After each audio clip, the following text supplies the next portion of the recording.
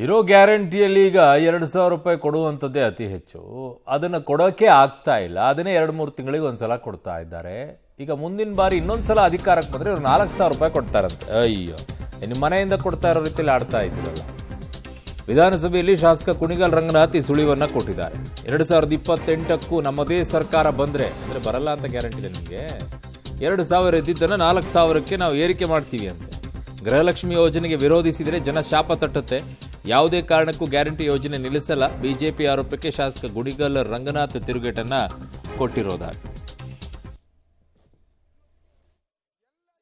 ಅವ್ರಿಗೆ 24,000 ರೂಪಾಯಿ ಪ್ರತಿ ವರ್ಷ ಕೊಟ್ರೆ ಆ ಬದುಕಿನ ಬದಲಾವಣೆ ಬೆಳಕನ್ನು ನೋಡಬೇಕು ಅಂದ್ರೆ ಯಾರು ಬೆಂಗಳೂರಲ್ಲಿ ಬಂದು ನೋಡಬೇಕು. ಮಾನ್ಯ ಸಭಾಧ್ಯಕ್ಷ, ದಯವಿಟ್ಟು ಗ್ಯಾರಂಟಿ ಸ್ಕೀಮ್ ಗೃಹಲಕ್ಷ್ಮಿ ಬಗ್ಗೆ ಯಾರು ವಿರೋಧ ಮಾಡಿದ್ರೆ ಆ ಶಾಪ ತಟ್ಟುತ್ತೆ ಅನ್ನೋ ಮಾತನ್ನು ಹೇಳಲಿಕ್ಕೆ ಇಚ್ಛೆ ಪಡ್ತೇನೆ.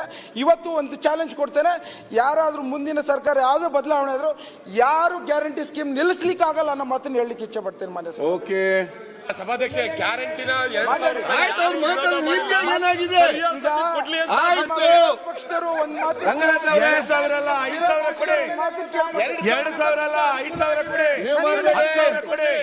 ಅವ್ರು ಮಾತಾಡಿದ್ರೆ ಯಾಕೆ ರಿಯಾಕ್ಷನ್ ಮಾಡ್ತೀರಿ? ಆಯ್ತು ರಂಗನಾಥ್, ಫಿನಿಶ್ ಮಾಡಿ. ಮಾತಾಡ್ತೀನಿ. ಈಗ ಇನ್ನೊಂದು ಮಾತು ಹೇಳ್ತೇನೆ, ಮುಂದಿನ ಸಾಲಿನ 2028ರಲ್ಲಿ ಸರ್ಕಾರ ಬಂದ್ರೆ 2,000 ಇರೋಂಥ ಗ್ಯಾರಂಟಿ ಸ್ಕೀಮ್ ನ 4,000 ರೂಪಾಯಿ ನೀವೇ ಕೇಳಿದ್ರಿ ಮಾಡ್ಲಿಕ್ಕೆ ನಾವು ತಯಾರಾಗಿದ್ದೇವೆ. ಅವ್ರಿಗೆ ಏನು ಕುಣಿಗಲ್ ರಂಗನಾಥ್ ಅವ್ರು ತಯಾರಿದ್ಬಿಟ್ರೆ ಏನು 4,000 ರೂಪಾಯಿ ಕೊಟ್ಬಿಡ್ತಾರ? ನಿಭಾಯಿಸೋದು ನೋಡ್ರಿ ಫಸ್ಟು. ಈ ವರ್ಷದ್ದು ಮುಂದಿನ 2028ಕ್ಕೆ ನೋಡುವಂತ್ರಿ. ಈ ವರ್ಷದ್ದೇ ನಿಮ್ಗೆ ನಿಭಾಯಿಸೋಕೆ ಕುಂಟುತ್ತಾ, ಜನರ ಮೇಲೆ ಹೊರೆ ಹಾಕ್ತಾ, ಕಂಡದ್ದೆಲ್ಲ ದರ ಏರಿಕೆ ಮಾಡ್ತಾ ಬಾಯ್ ಬಡ್ಕೊಳ್ಳೋ ಪರಿಸ್ಥಿತಿಗೆ ತಂದಿಟ್ಟಿದ್ದೀರಾ. ಇವ್ರು ಇನ್ನೂ 4,000 ರೂಪಾಯಿ ಏರಿಕೆ ಮಾಡ್ತಾರಂತೆ. ಇವರು ಯಾವ ಪೊಸಿಷನ್ ಇರ್ತೀರಂತೆ ನಿಮ್ಮನ್ನು ನೀವು ನೋಡ್ಕೊಳ್ಳಿ ಫಸ್ಟು. ಏನು ಮಾತಾಡೋ ಬರದಲ್ಲಿ ಹೇಳ್ತಾರೆ. ಪುಂಗಿ ಓದೋಕ್ಕೆ ಒಂದೇ ರೆಡಿ, ನೀವು ಬಾಕಿ ಹೇಳೋದಿನ್ನು ಅದನ್ನು ತಂದು ಕೊಟ್ಬಿಡ್ರಪ್ಪ ಯಾರಾದರೂ. ತುಂಬ ಕಡಿಮೆ ಆಗಿಬಿಟ್ಟಿದೆ ಇತ್ತೀಚೆಗೆ, ಅಂತೂ ಸಮಾಜದಲ್ಲಿ ಸಿಗ್ತಾ ಇಲ್ಲ.